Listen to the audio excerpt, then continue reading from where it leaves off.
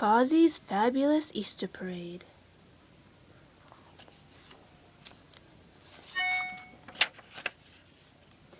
It was time for the annual Most Beautiful Easter Egg Contest. Kermit, Miss Piggy, Gonzo, and Rolf were all putting the finishing touches on their Easter eggs. But Fozzie's egg was nowhere to be found. An egg that looks like Kermit. "It has to be around here somewhere," muttered Fozzie, crawling under the dining room table. "After all, I just had it a minute ago," he went on, looking in the closet. "What's up?" Gonzo asked, as Fozzie rummaged through the costume trunk. "My egg," Fozzie moaned. "The beautiful polka-dotted egg I found near the farm. The one I was going to enter into the Easter egg contest. It's gone."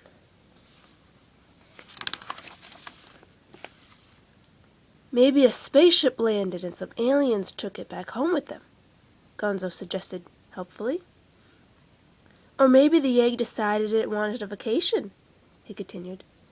"Maybe it rolled right out the door, down the street, got on a bus, and ended up at the seashore."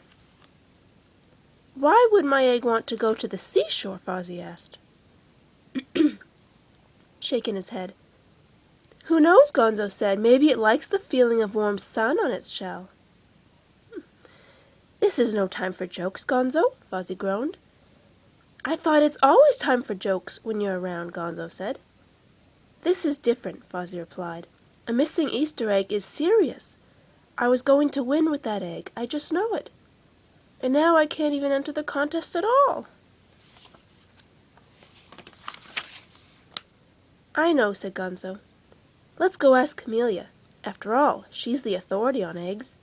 She might know where it's gone." That must be Camellia. Fozzie brightened. "Maybe you're right," he agreed.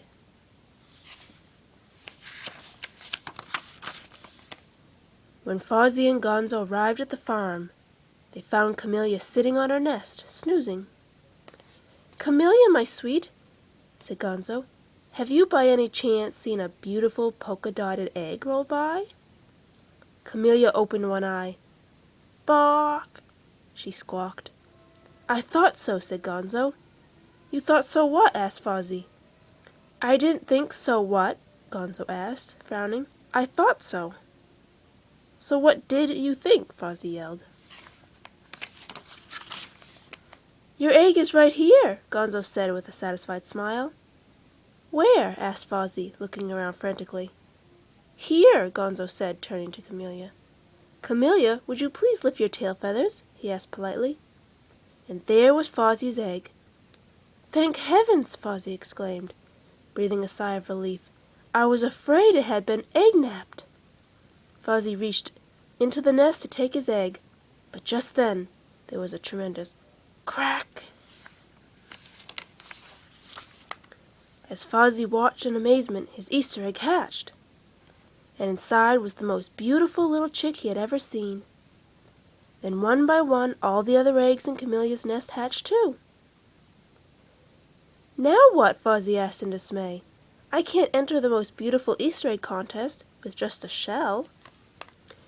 "Too bad," said Gonzo.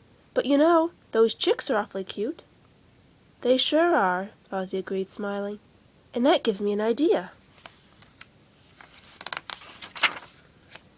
Later that day, Fozzie, Gonzo, Kermit, Miss Piggy, and Rolf gathered excitedly around Camellia and her brood.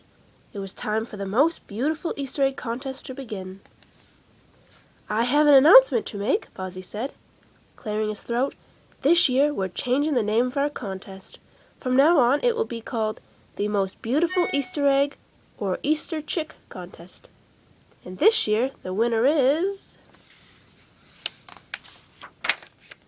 Camellia and her very own extremely extra special Easter parade."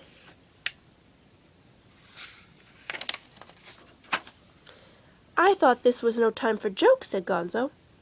"It's exactly the right time for jokes," said Fozzie. "After all, the best chicken won." "You know something?" Gonzo said. "You're a good egg, Fozzie."